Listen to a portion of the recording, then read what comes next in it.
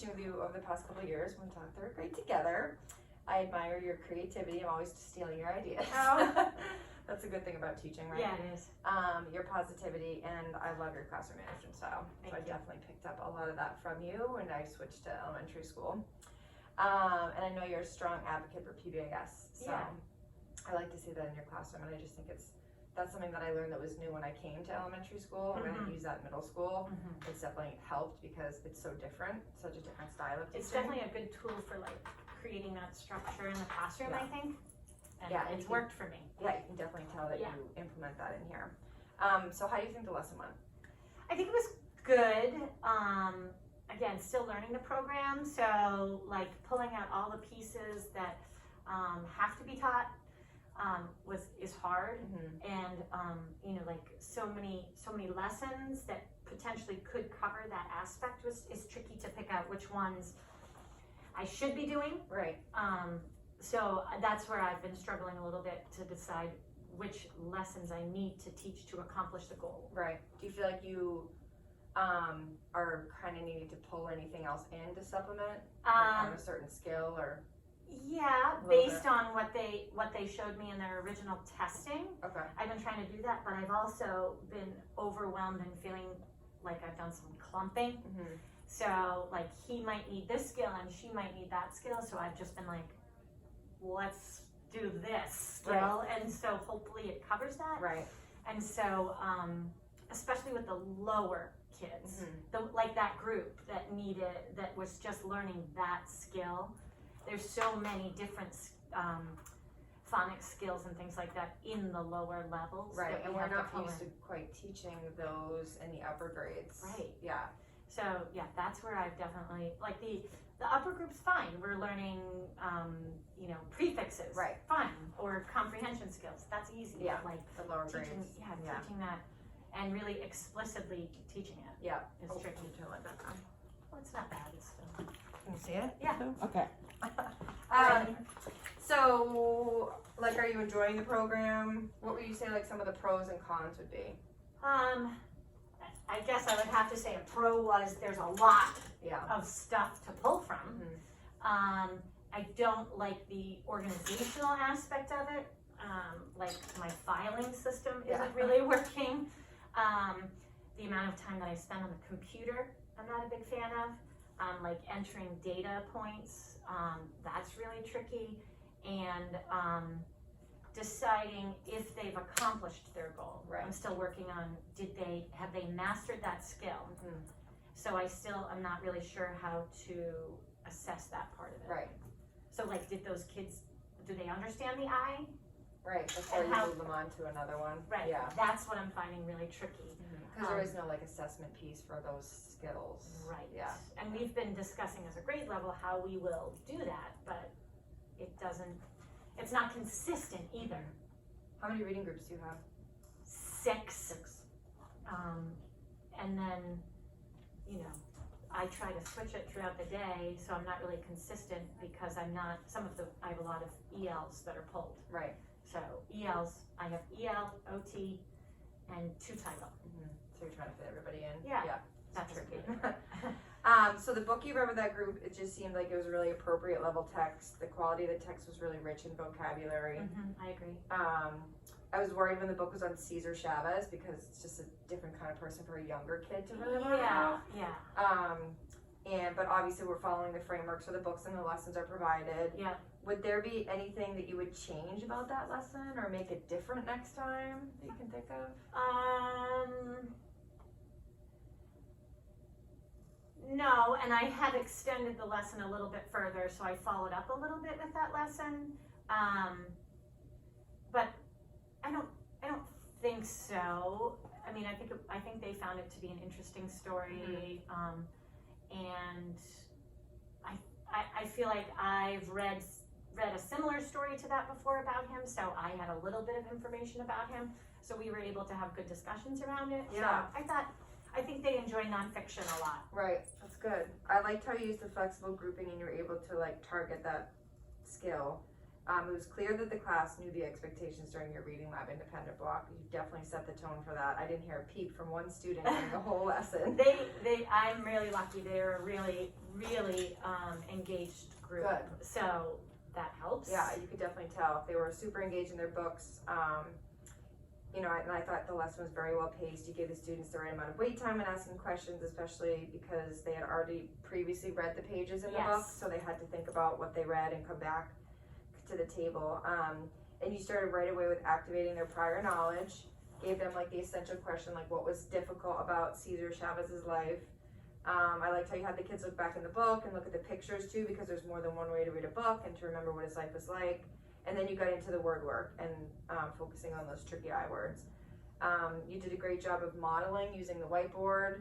I love that. This program has a lot of modeling in it, so it's like I feel like I'm always, you know, doing the same thing with markers. And I guess I feel like maybe maybe I should have had them have a whiteboard too. Oh, yeah. And so they could do some of the writing of it, because maybe that would be another, you know, they see it, they hear it, they spell it. Right. So that maybe would have been something that I might have Yeah, changed. you definitely felt like the I do it, we do it, and then I think the lesson ended and you were getting them to do the independent work, so like then they were going to do it. Yeah. That's super important because of the gradual release model. And I think it's super important when attacking like phonics and phonological awareness, and I know that's kind of newer to you in third grade, like being in upper elementary grade, not having to do so many of those skills. Yeah. So yeah, I agree. I think that whiteboard would be great for the kids to do too.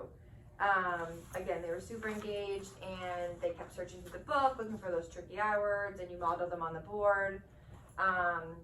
Was there any type of, I was gonna ask, was there any type of like assessment that came after the lesson, or, you know, are you just checking their like work, their independent work? Yeah, so what did I have them do? Find those words on their own. Okay. And then the next lesson I had them go back and search them out and share different spellings from the different pages. Okay, yeah. I guess really the only way I could do it was to look at the word lists again that we did in the beginning. Right. To see it was if like any the IE and IGH and stuff like that. So I don't even know if there were any of those words in the word list, in the assessment word list. I don't really remember, so perhaps if I went back I could see if they missed them, and now that would be the only other assessment I could really do. Right, okay. I also like the use of the timer you had going when they were silently reading, because that's like just keeping everybody on track and they knowing what the expectation was. Yeah. Used a lot of positive praise with the students in the group. You kept saying good job or nice work, like when you were it just seemed like it was motivating them to just get into the lesson more. Do you use transitions in your class, and which ones do you like and which ones do you find the most effective? Like, do you clap or? I do. I've done 1, 2, 3 eyes on me before. Sometimes I do that, and they're so good that when the bell goes off, they know what to do. Yeah. You know, it's time to put away our books, and I go around and sign, and then I usually give them, like, certainly after reading for 30 minutes, I give them like a 5-minute brain break. And so that's usually the transition to the next thing is, okay, you've been reading, now take a little time to have a brain break. Oh, that's so nice. Yeah, and while I'm walking, they're doing that, I'm signing their logs. Okay, awesome. Yeah. Let's see.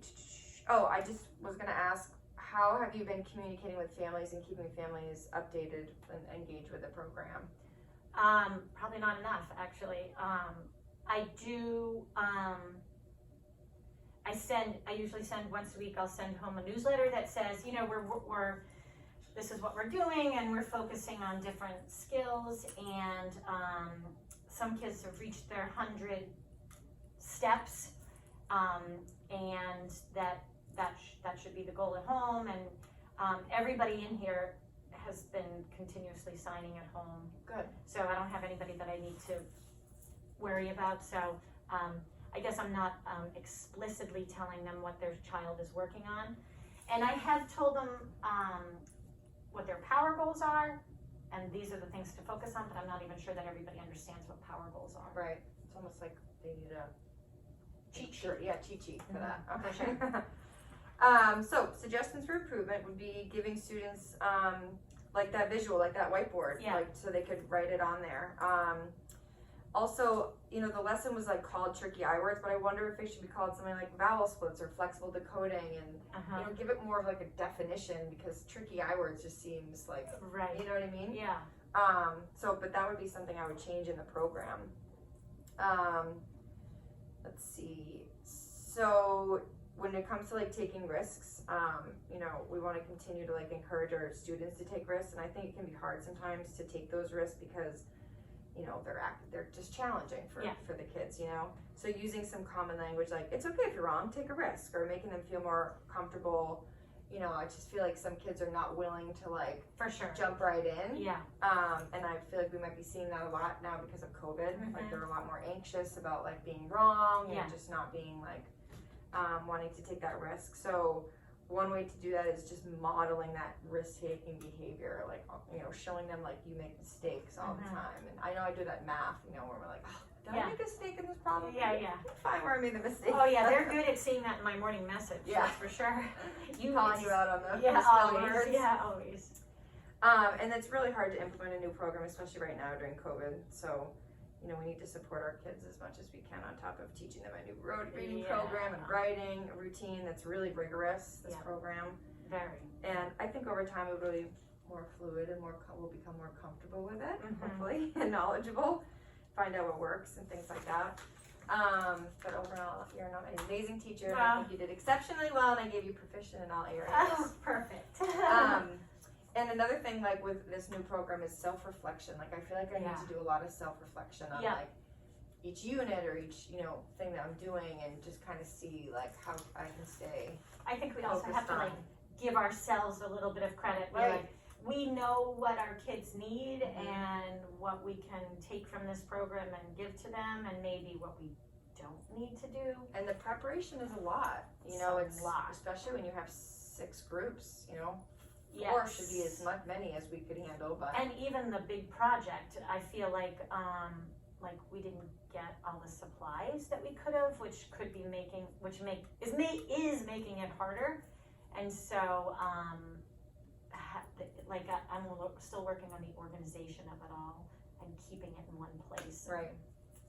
And do you feel like you need to like fill out a lot of things like completed to then teach them, like the graphic organizers and stuff? And I've altered the graphic organizers. Oh yeah, to make them more kid friendly. Right. And like we're doing weather, and so there's a lot of things in there that these research books aren't really offering. That they like data and like graphs and things, like not all their top subjects will be found in those buckets. Right. And so now we have to supplement with that, and then so that's teaching them how to do that skill too. So is some of the material too hard, you think? You need to kind of scaffold it a little bit more? Yeah. Are you finding that in 4th too? Yes, for sure. It's So. on the myth. 154 left. Perfect!